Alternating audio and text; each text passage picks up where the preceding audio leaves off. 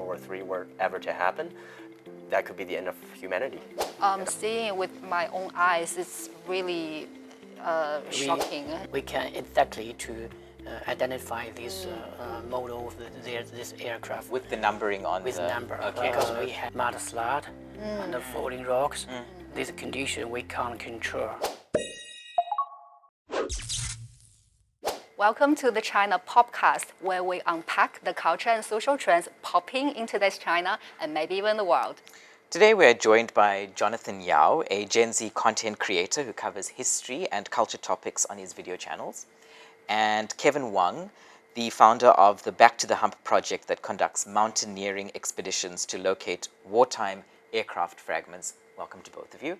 Thank you. To be here. Okay. And today we're going to be looking at the legacy of World War II in China and how we can remember it today. War is never an easy topic to discuss, and by remembering, today we're starting our question with how different generations remember it. And Jonathan, let me start with you. You are a Gen Z who's lived abroad for a very long time, but we know that you have roots in Dongbei, China's northeast. Could you tell us, when World War II is mentioned, what type of memories do you have and what type of relationship do you have with it? Sure. The topic of World War II has always resonated with me. As someone from the northeast of China, because during World War II, the Japanese government set up a puppet regime called the Manchukuo. It was in the area of Manchuria, which is where I'm from, and they conducted they've committed numerous war atrocities on the Chinese civilian population, and the most notorious of which is Unit 731, which a lot of people in the West are not aware of, which was quite surprising to me when I first studied abroad. So this is what I try to do with my channel, is to broaden the understanding of Chinese history and culture and everything, especially the atrocities that Imperial Japan has committed to on our Chinese people. This is what I try to achieve, and yeah, that's my take. You seem to have very extensive knowledge about it, and especially when you mentioned that overseas there were not a lot of people who are aware of Unit 731. And because I've studied abroad for a long time, and that's my experience as well. And you mentioned about your channel. We're going to save that to the second part of the question. We're going to ask you about that later. Sure. But as the Gen Z, your generation, if you had a chance speaking to some of your folks, do you think as a generation, sorry to put you on the spot, do you think they know about World War II or remember it at all? Of course. A lot of my friends are both international and Chinese. Of course, the Chinese ones, they really resonate with World War II, given that, how China sacrificed the most, is one of the countries that sacrificed the most during World War II. And and through patriotic education, they certainly have a stronger feeling towards World War II. And my international friends, for them, World War II really, for their concern, for my Western friends, World War II really concerns them when it happened in Europe and, say, the Pacific Theater for my American friends. So when it comes to World War II, they always think of Pearl Harbor and D-Day. And I always try to tell them that World War II is a lot more extensive than that. There are more battles and war crimes that happen elsewhere, especially in China. And I try to let them all become aware of this. Amazing. It sounds like you are actively remembering this, and it's part of what you do as well as part of the History channel. And we're going to unpack it in a little later. But let me turn the spotlight now to Kevin. Kevin, what do you remember about World War II, or do you have any personal connection or family connection with it? Yeah, I've been always interested in the history of World War II when I was young. But at that time, I'm more interested in the war, in big battles, in the general, and in different kind of weapons, especially for the aircraft. Of course, this knowledge gave me help for my current work.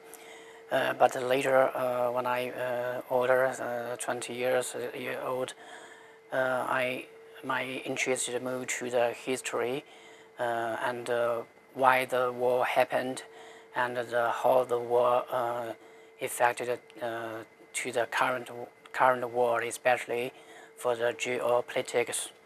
But current now, my care about the people's families' story. This story compared with a big history seems small, but this story let me feel real and more connected with me.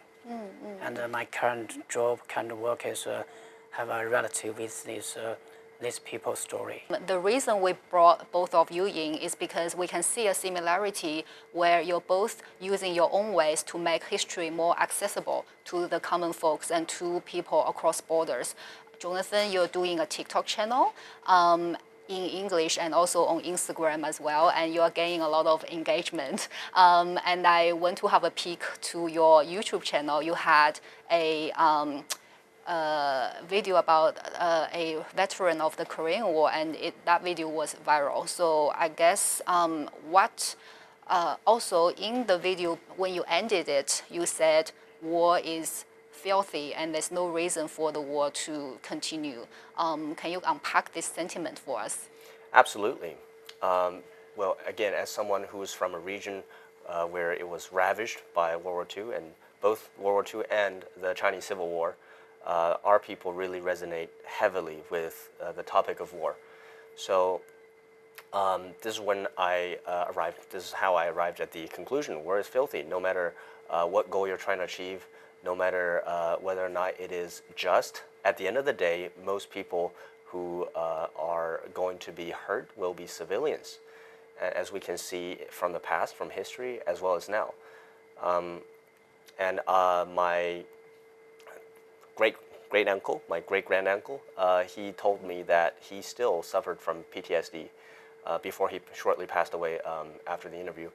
So he really told me that sometimes the scenes of war still haunted him. During the interview, even though he spoke to me with lots of pride, with heroism, stories of valor, he still had this sentiment of regret in his eyes, and he often mentioned during the interview about how young the soldiers were and what kind of life they could have lived.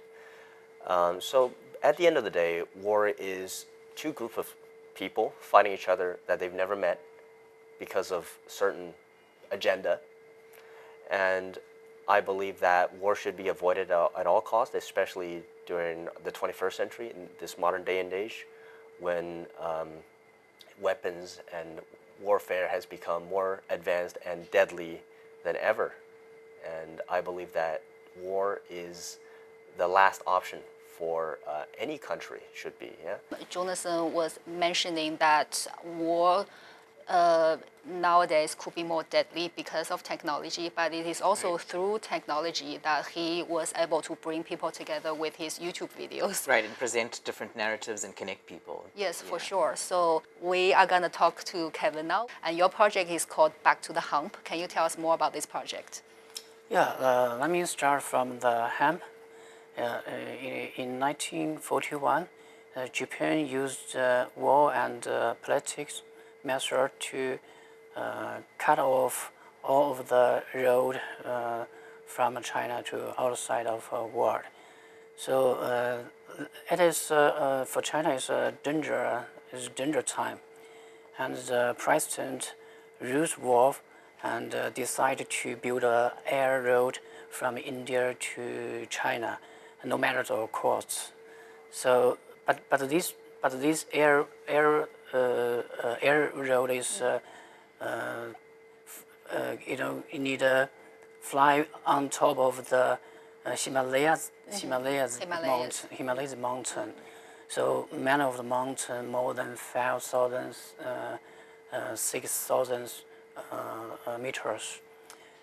So there are more than 600 aircraft crashed in the Hump area. And one story is from the Time magazine. They called this area name is the Lunar Trail, because so many airplane crashed. Everywhere is lunar parts, so that the pilots can follow the shining from a luminar from India to China. So it is the Hump Route is longest air supplier in human history. So more than 1,500 pilots went missed. So I know this story when I was young, but at that time I always have an idea to do something for these pilots, but at that time I don't know how to do that. But around near 20 years ago, I built my own outdoor brand because I love outdoor mountaineer. Name is the 40 Mountains. The name from the a famous challenge for the mountaineer, that is climb all the 14 highest mountains in the world, all over 8,000 meters. But it's my dream. But for one founder for Autosport brand, I needed to decide which dream I should first to follow. Currently the commercial expedition is very successful, and such commercial expedition normally in western of the Himalayas mountain, and the pilots went missed in eastern of Himalayas mountain. So I think feeling is not good. The people busy to climb the mountain, but no people to do something for the pilots. So I landed the project name is Back to the Hump, and we start from 2020. But at the first 3 years, we most time is to study the recorder and to find the expert and start from 2023 we action after support from many of my friends. So currently we have found near 10 missing aircraft, and I'm sure we will have some family and they are waiting, and this project will continue. It's a long-term project. So you've been using mountaineering to explore some of the stories of pilots from 80 years ago and some of the aircraft. I think you've brought some items with you today from your searches. Could you tell us about anything that's been surprising or unknown that you found on these searches from 2023 to now, as you've been going out into the mountains? This is stainless steel. Yeah. This is we think it's from B25. Why I say we think, because we haven't found the most important evidence to improve it. It is B25, but we get improvement to prove it is from American, and from American company name is North American Aviation. So this aviation only produce two kind of planes. Yeah. So after we are very lucky, we found Evaners, and she already 90 years old. She described because he saw the fighting process. So he described the Japanese fighter how he shoot down the American plane. So according their description, me and my friend Larry from from Tokyo, Dulwich Tokyo Radar Association, and because this madam to describe this Japanese fighter from top and to the bottom of this aircraft and shoot down from bottom, and we think is no chance for another American aircraft can give chance to Japanese fighter. So there's only one possible is from B-25. So the identify sometimes like the play the detective game. So you can see this the view shape is because of the massive impact. Yeah. And the black stain is caused by the fire, because B-25 is with around 5 to 7 crews. So I think some crews still under the soil. So that is we have informed this situation to relative government. I think they will action soon. This one. Thank you. Okay, this one from one P-51 is a feather. It's different with this one. So that's stainless steel and that's aluminium. Okay. And this is for one C-47.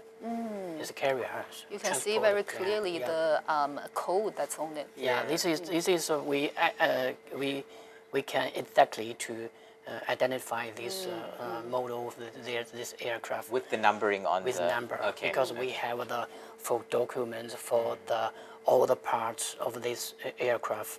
So we check the number. We confirm it is a C-47. Parachutes. Parachutes. Yeah. So I normally no extra parachutes. So that means the crews may be under the soil. Yeah, thank It's you. a laser from the clothing for the pilots. Oh, wow.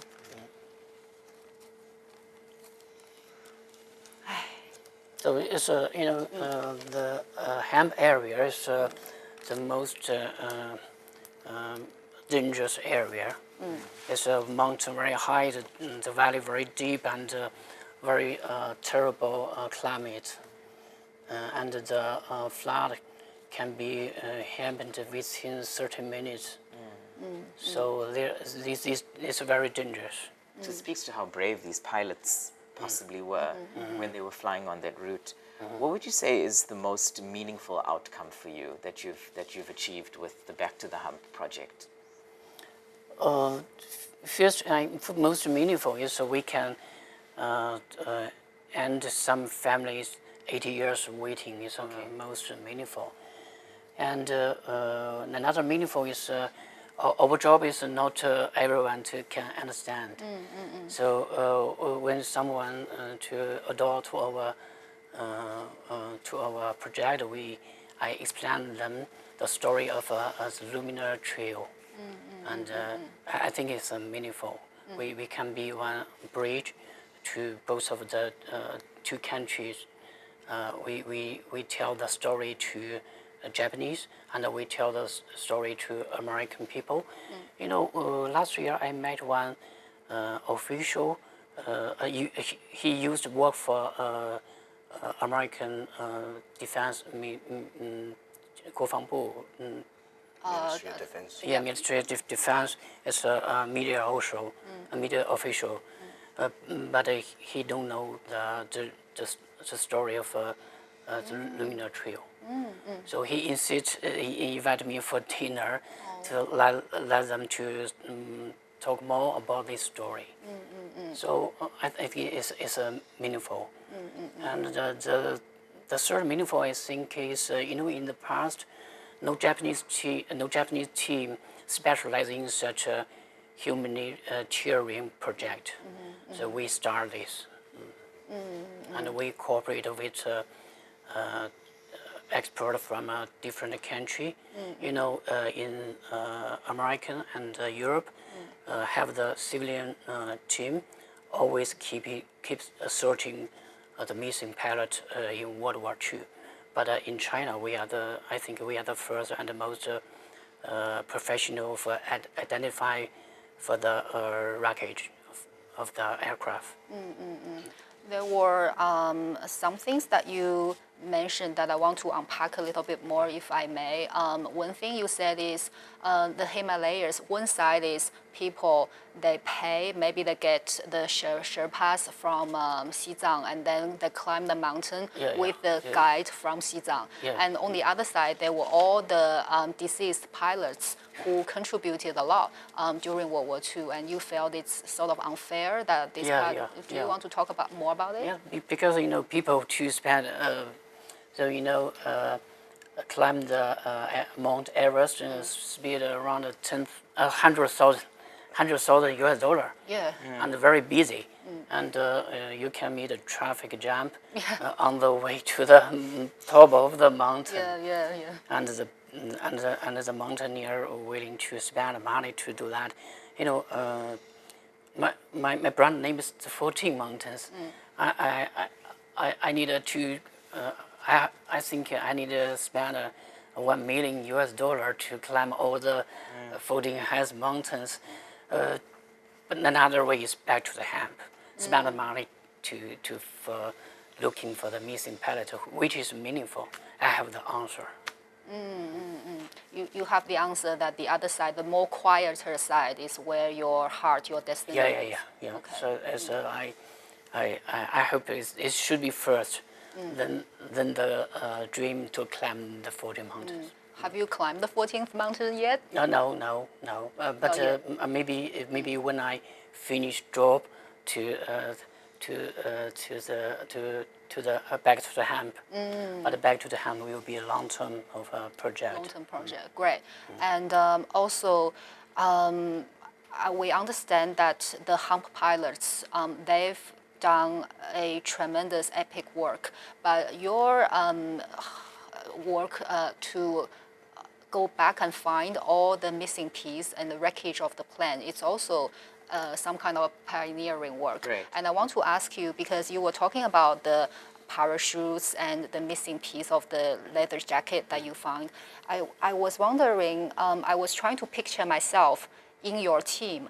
It's like such a mixed feeling, because when you find some wreckage, you're sort of happy, like, oh, I found something, like I discovered it. But then when I see this, I get so sad. So is this a really big, bittersweet? Like, can you describe that feeling? Yeah. You can see the fair. You can image the parents, the situation they made at the right side. At beginning, you surprised, you found something, but finally you feeling very uncomfortable. Yeah. I can really feel it. And getting to that point, you're bringing together all these experts. Like, what are you going through to prepare? It's okay. It's a very emotional story. I can understand that we can all feel a little down about this. So how difficult is the terrain, that you're covering? You're bringing together different kinds of experts to cover this area. How do you guys prepare?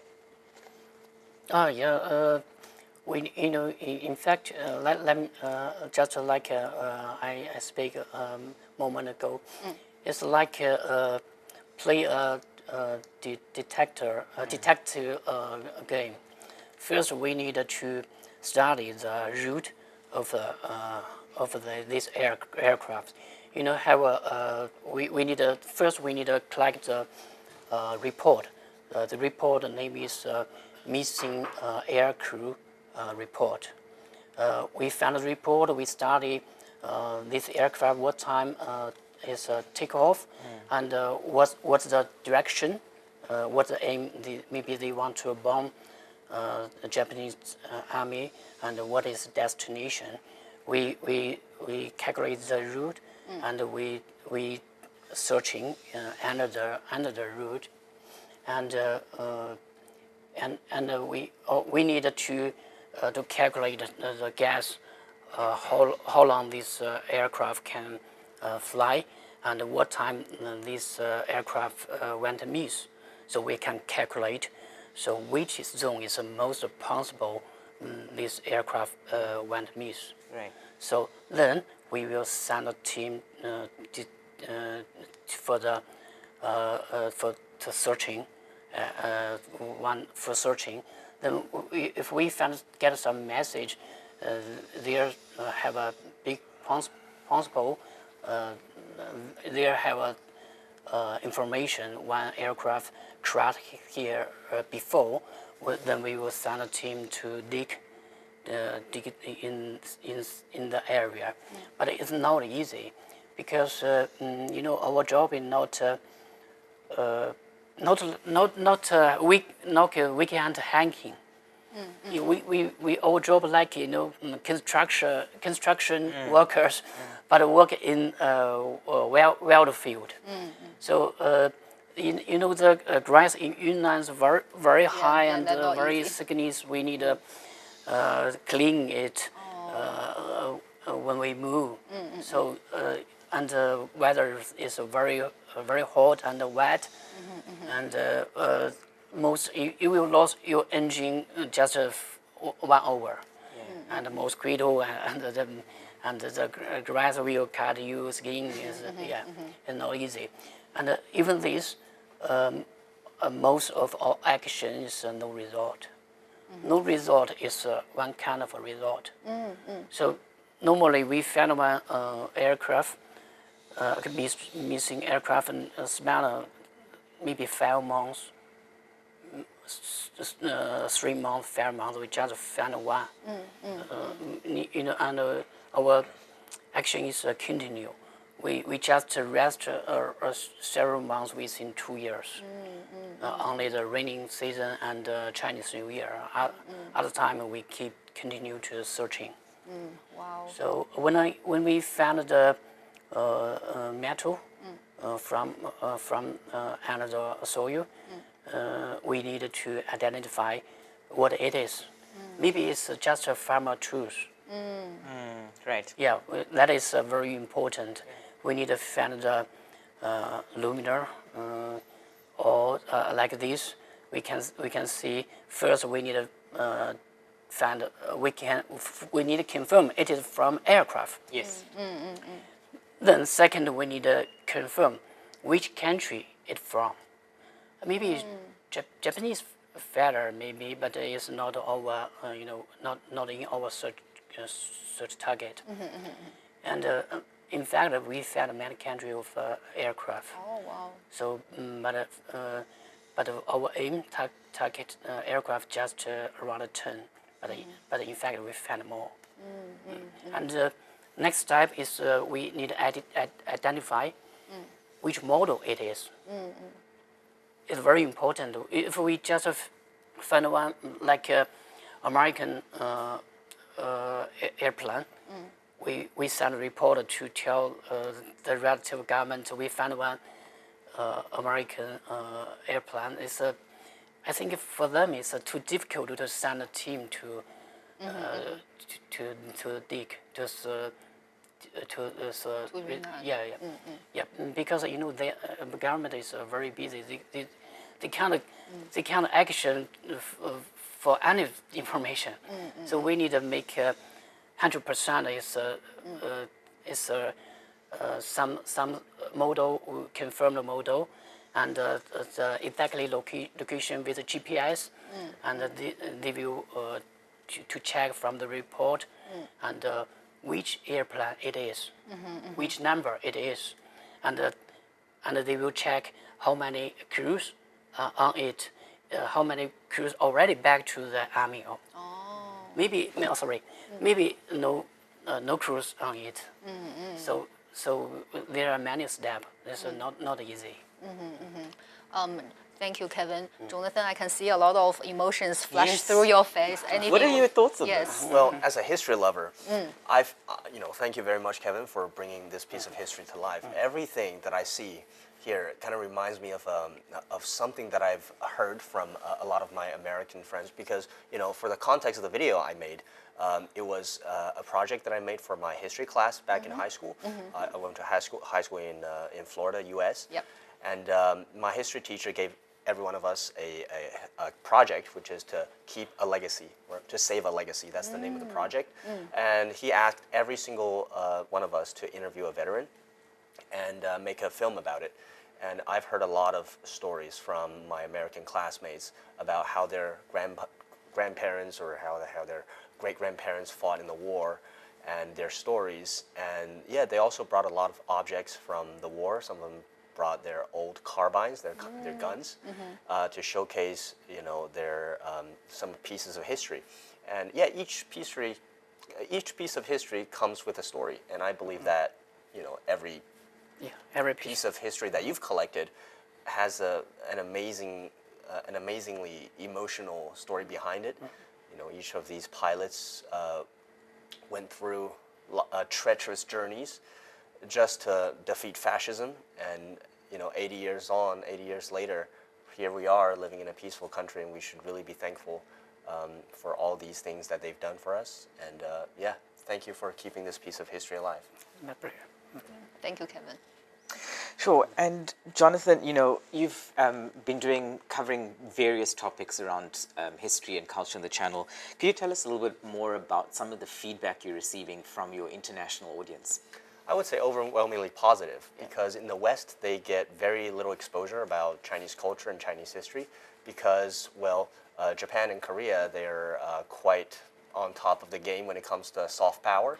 And they learn a lot about Japan and Korea through K-pop or anime, Japanese animation. But China's cultural influence barely gets mentioned, given how important China is in the history of Asia.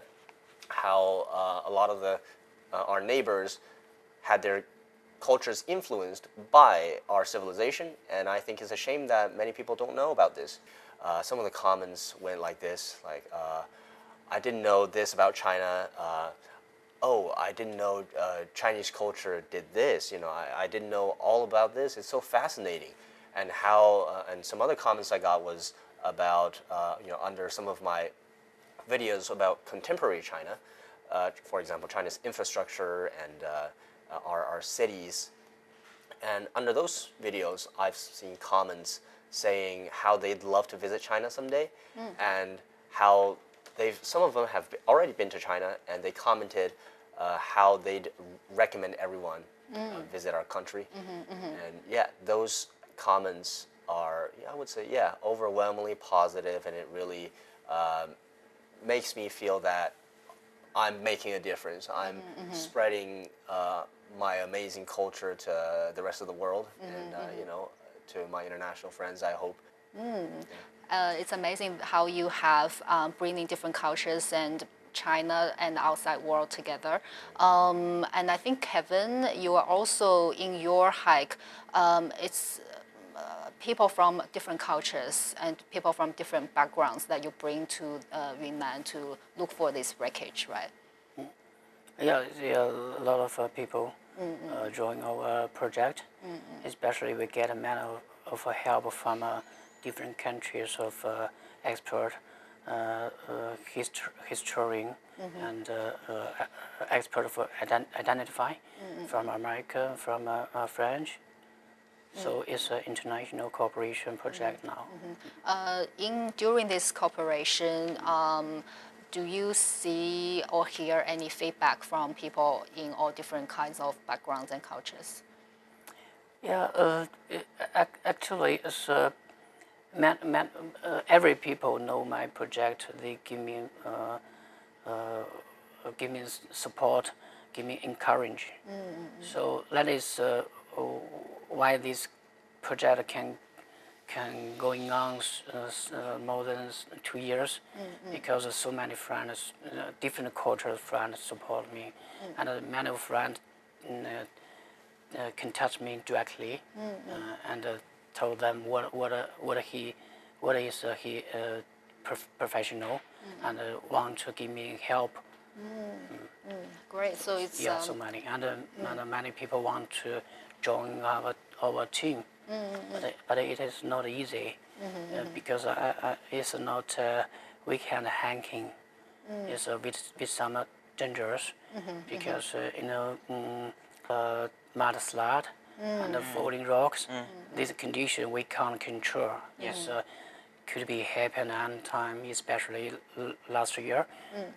Or the area we're searching in Yunnan have a many of mudslide, and the stones like a bus. It's a huge. Together with the tree, it's no chance you can avoid if this mudslide happened in our searching area. If we climb the 40 mountains, same dangers, same danger.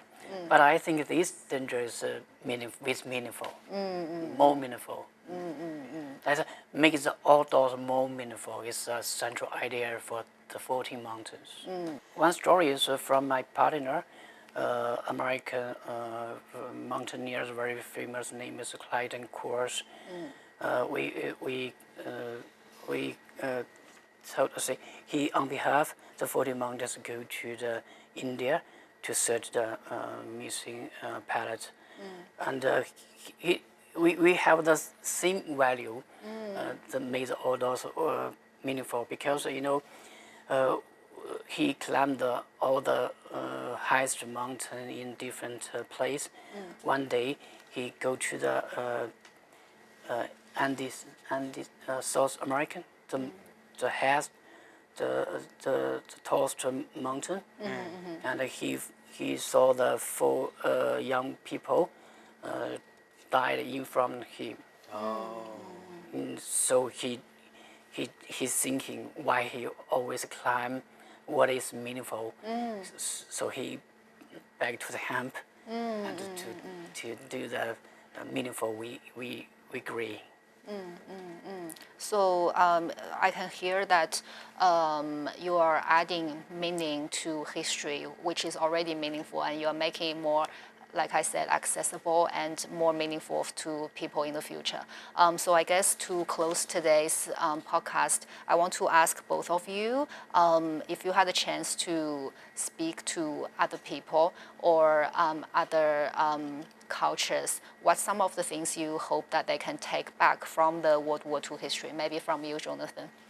Yeah, well, first of all, as someone who's lived abroad for many years in the West, and I believe that there isn't enough awareness when it comes to Chinese culture and history, as well as another very important thing is how much China has sacrificed for World War II, and especially how our people have sacrificed, and the very little knowledge that most people have about Japanese war crimes.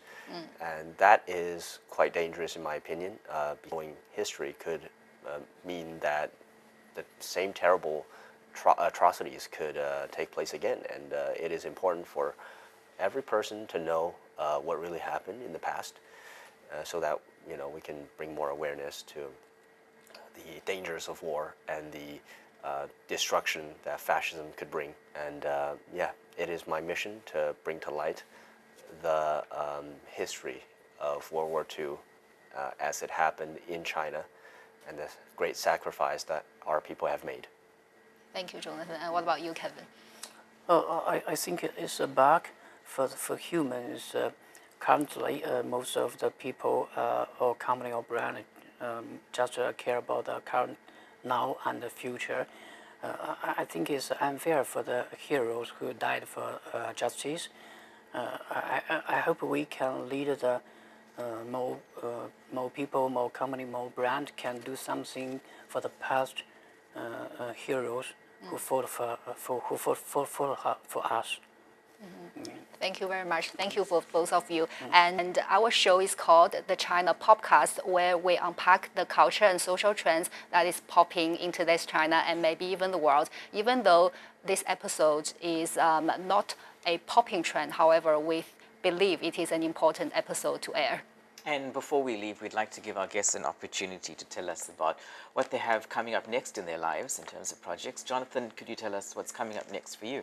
Absolutely. As I've said, my mission in the future is to bring together China with other countries. As you know, as China, as a Chinese citizen, I believe that there is a lot in common between China and other countries, both through historical ties and through cultural similarities. As I have lots of experience abroad, and making through my friendship with many of my international friends, I really see that there is more in common between countries than there are differences. And China, as a superpower, we have the responsibility to bring different countries together and be a force of good for not only just for the region of East Asia and the world as well. And we should have more cooperations with other countries. And my mission is to foster this sort of understanding, this cross-cultural and cross-historical understandings between countries, so that such mutual cooperation could be facilitated. And yeah, it is every major peace effort is led through the understanding of the ordinary people of each other's countries. Yeah, that's what I have for the future. And as I said, I'm planning to visit other countries and make content about other countries, as well as their connection to China. And hopefully we can find lots of common ground for our young generation, so that we can create a more peaceful and better future. Great. That's the beyond element of your channels, Absolutely. right? Like China and beyond. China and beyond. Yeah.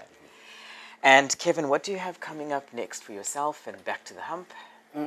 Is continue our project, and we also receive some requirements from American family, and hope us help them to fund their families. And we get more and more information in different zones. We needed to search one by one, and we hope in future we can expand our humanitarian project to all the Pacific area. And also we hope join our friend team in Europe or in America. We can work together. I hope a Chinese team can join such an international humanitarian project. So a lot more coming from Back to the Hump in the future. Yes. Viewers, please remember to like, share, subscribe, and comment, and let us know what you think and what you're curious about in contemporary China.